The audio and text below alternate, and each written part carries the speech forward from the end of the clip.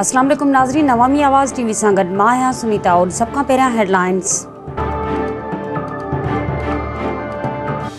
सिंध जे governor Mohammad Zubair सां चंड ॾिसणी कमेटीअ जे chairman जी मुलाक़ात, गॾियल दिलचस्पी वारनि मामलनि ते ॻाल्हियूं कयूं। गवर्नर मोहम्मद ज़ुबैर जो चवणो त कमेटी जे समूरनि आलमनि जी मौजूदगी बहितरीन ॻाल्हि आहे। चंड जी रवैयत ते इत्तफ़ाक़ राय तमामु ज़रूरी आहे, जीअं समूरे मुल्क में मज़हबी ॾियारा गॾिजी मल्हाए सघजनि। शादात कोट में 18 वरनि जो नौजवान बिजलीअ जो करंट लॻण सबबि फौत, अणमुंदाइती मौत ते संदसि घर में कोहराम पाड़े में सोग वारी लहर पखेड़ियल। खरड़े में थैलेसीमिया जे मर्ज़ में मुब्तला ॿारनि लाइ रत जो अतियो गॾु करण लाइ कैंप क़ाइमु।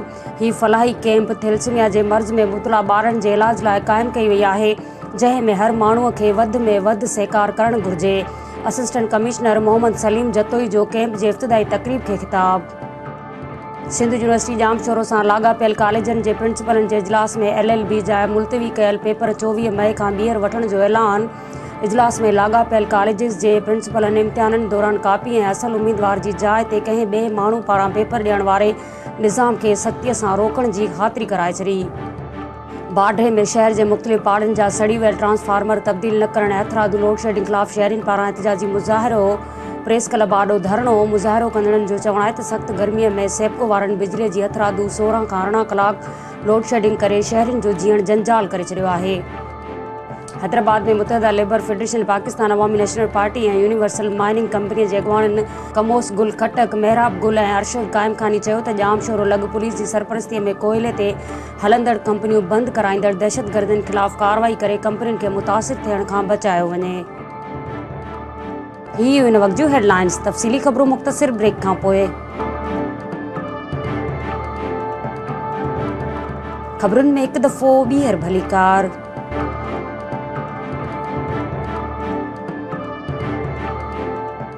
सिंध जे गवर्नर मोहम्मद ज़ुबैर सां चंड ॾिसणी कमेटीअ जे चेयरमैन मुलाक़ात करे गॾियल दिलचस्पी वारनि मामलनि ते ॻाल्हियूं कयूं। चंड ॾिसणी कमेटी जे चेयरमैन मुफ्ती मुनीबुल रहमान गवर्नर हाउस में गवर्नर मोहम्मद ज़ुबैर सां मुलाक़ात कई ऐं मज़हबी त्योहारनि ते चंड ॾिसण जी रिवायत ते इत्तफ़ाक़ राय जी अहमियत ऐं ज़रूरत ऐं गॾियल दिलचस्पी वारनि मामलनि ते ख़्यालनि जी ॾे वठि कई वई। उन मौक़े ते गवर्नर मोहम्मद ज़ुबैर चयो त कमेटी जे समूरनि आलमनि जी मौजूदगी बहितरीन ॻाल्हि आहे। चंड जी रवैयत ते इत्तफ़ाक़ राय तमामु ज़रूरी आहे, जीअं समूरे मुल्क में मज़हबी ॾियारा गॾिजी मल्हाए सघजनि। गवर्नर मोहम्मद ज़ुबैर वधीक चयो त आलमनि खे फ़िरक़े वाराणी जनूनियत खे रोकण लाइ पंहिंजो किरदारु अदा करणु घुर्जे। उन मौक़े ते मुफ्ती मुनीबुल रहमान जो चवणो हो त मरकज़ी रवैयत हलाल कमेटी तस्दीक़ थियल शहादतनि खां पोइ चंड नज़र अचण जो ऐलान कंदी आहे। शादात कोट में 18 वरनि जो नौजवान बिजलीअ जो करंट लॻण सबबि फौत थी वियो। शादात कोट जो रहवासी नौजवान गोविंदा चावला घर जी बिजली ठाहे रहियो हो त मथसि बिजलीअ जी तार किरी पई। तार किरण दौरान फर्श ते पाणी मौजूदु हुजण करे नौजवान खे करंट लॻो ऐं हू तड़पी फौत थी वियो। नौजवान गोविंदा चावला जी अणमुंदाइती मौत ते संदसि घर में कोहराम मची वियो, जॾहिं त पाड़े में पिणु नौजवान जे लाॾाणे ते सोग वारी लहर पखेड़ियल आहे। खरड़े में थैलेसीमिया जे मर्ज़ में मुब्तला ॿारनि जी हयाती बचाइण लाइ थैलेसीमिया केयर सेंटर नवाबशाह पारां रत जे अतीअ लाइ कैंप क़ाइमु कई वई। कैंप में थैलेसीमिया केयर सेंटर जे मैनेजर डॉक्टर गुलाम नबी चन्ना पंहिंजे डॉक्टरनि समेत शिरकत कई, जॾहिं त कैंप जो इफ़्तिदा असिस्टेंट कमिश्नर संजोरो मोहम्मद सलीम जतोई ऐं ॿियनि कयो। कैंप जे इफ़्तिदाई तक़रीब खे ख़िताब कंदे असिस्टेंट कमिश्नर मोहम्मद सलीम जतोई चयो त ही फलाही कैंप थैलेसीमिया जे मर्ज़ में मुब्तला ॿारनि जे इलाज लाइ क़ाइमु कई वई आहे। हुन में हर माण्हूअ खे वधि में वधि सहकार करणु घुर्जे। सिंध यूनिवर्सिटी जाम शोरो सां लाॻापियल प्रिंसिपलनि जे इजलास में LLB जा मुलतवी कयल पेपर 24 मई खां ॿीहर वठण जो ऐलान कयो वियो। सिंध यूनिवर्सिटी में रजिस्ट्रार मोहम्मद सलीम चांडियो जी सदारत हेठि कॉलेजिस जे प्रिंसिपलनि जो अहम इजलास कोठायो वियो, जंहिं में controller Ghulam Murtaza Sial, dean faculty of law advocate Jhaman Jhetanand ऐं ॿियनि शिरकत कई। इजलास में LLB जे मुलतवी कयल इम्तिहान 24 मई खां शुरू करण जो ऐलान कयो वियो। इजलास में लाॻापियल कॉलेजिस जे प्रिंसिपलनि इम्तिहाननि दौरान कापी ऐं असल उम्मीदवार जी जाइ ते कंहिं ॿिए माण्हूअ पारां पेपर ॾियण वारे निज़ाम खे सख़्तीअ सां रोकण जी ख़ातिरी कराए छॾी। उन मौक़े ते रजिस्ट्रार मोहम्मद सलीम चांडियो चयो त वाइस चांसलर प्रोफेसर डॉक्टर फ़तेह मोहम्मद बुरफ़त पारां कापी करण ऐं ॿियनि नाजाइज़ ज़रियनि जे इस्तेमालु करण ते ज़ीरो टॉलरेंस पॉलिसी इख़्तियार कई वई आहे। 7 प्रोफेशनल डिग्री में कापियूं कंदड़नि खे हरगिज़ बर्दाश्त न कयो वेंदो। बाढे में शहर जे मुख़्तलिफ़ पाड़नि जा सड़ी वियल ट्रांसफार्मर तब्दील न करण ऐं हथरादू लोड शेडिंग ख़िलाफ़ शहरियुनि पारां एहतिजाजी मुज़ाहिरो कयो वियो। शहरियुनि असगर नूनारी, दोदो ऐं ॿियनि जी अॻवाणीअ में प्रेस क्लब आॾो पहुची धरणो हयो ऐं नारेबाज़ी कई।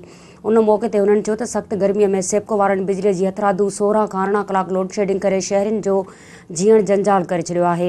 संदन चवणो त डिगी लोड शेडिंग जे करे वाटर सप्लाई स्कीमूं मुतासिर थियनि थियूं, जंहिं करे शहर में पीअण जे पाणी जी सख़्त खोट पैदा थिए थी। हुननि घुर कई त सड़ी वियल ट्रांसफार्मर तब्दील करे हथरादू डिगी लोड शेडिंग जो आज़ार ख़त्म कयो वञे, ॿी सूरत में एहतियात जो सिलसिलो जारी रखियो वेंदो। हैदराबाद में मुतहदा लेबर फेडरेशन पाकिस्तान, अवामी नेशनल पार्टी ऐं यूनिवर्सल माइनिंग कंपनी जे अॻवाननि मेहराब गुल ऐं अरशद काइम ख़ानी चयो त जामशोरो लॻ पुलिस जी सरपरस्तीअ में कोयले ते हलंदड़ कंपनियूं बंदि कराईंदड़ दहशतगर्दनि ख़िलाफ़ कार्रवाई करे कंपनियुनि खे मुतासिर थियण खां बचायो वञे। हैदराबाद प्रेस क्लब में प्रेस कॉन्फ्रेंस कंदे अॻवाननि ॿुधायो त बासर माण्हू अकबर मीरवाणी, दिलशेर मीरवाणी ऐं ॿिया भतो वठण बावजूदि कंपनियुनि अंदरि दहशतगर्द कार्रवायूं करे रहिया आहिनि। हुननि चयो त दहशतगर्दनि जे वधंदड़ कार्रवायुनि जे नतीजे में कंपनियुनि जा मुलाज़िम सख़्त दबाव हेठि आहिनि ऐं कंपनियुनि जा मालिक अहिड़ियुनि दहशतगर्द कार्रवायुनि जी डप खां हाणे कंपनियूं बंदि करण ते मजबूर थी रहिया आहिनि। संदन चवणो त जेकॾहिं कंपनियूं बंदि थियूं त हज़ारे माण्हू बेरोज़गार थी वेंदा। हुननि घुर कई त मामले जो नोटिस वठी दहशतगर्द कार्रवायुनि में मुलविस धुरियुनि ख़िलाफ़ सख़्त कार्रवाई करे खेनि इंसाफ़ फ़राहम कयो वञे। हैदराबाद में IB ज़रिए इम्तिहान पास कंदड़ उमरकोट जे 142 पुलिस हेड कांस्टेबलनि पारां ज्वाइनिंग ऑर्डर न मिलण ख़िलाफ़ एहतजाज कयो वियो। उमरकोट जे 142 पुलिस हेड कांस्टेबलनि प्रेस क्लब पहुची धरणो हयो ऐं पंहिंजे मुतालबनि जे हक़ में नारेबाज़ी कई। उन मौक़े ते गुलाम मुस्तफ़ा सूमरो, वली मोहम्मद महर, ज़फ़र जमाली ऐं ॿियनि चयो त IBA ज़रिए वरितल इम्तिहान में 285 उम्मीदवार टेस्ट ॾेई पास थिया हुआ। हुननि ॿुधायो त 123 नौजवाननि खे नौकरियुनि वारा ऑर्डर जारी कया विया आहिनि, जॾहिं त ॿियनि खे अञा ताईं ऑर्डर नथा ॾिना वञनि, जंहिं करे हू सख़्तु परेशान आहिनि। हुननि घुर कई त खेनि फौरी तौर ते नौकरियुनि जा ऑर्डर जारी करे परेशानीअ खां बचायो वञे। बुलेटिन पंहिंजी पुॼाणी ते पहुतो। वधीक अपडेट रहण लाइ विज़िट कंदा असांजी वेबसाइट awamiawaaz.com।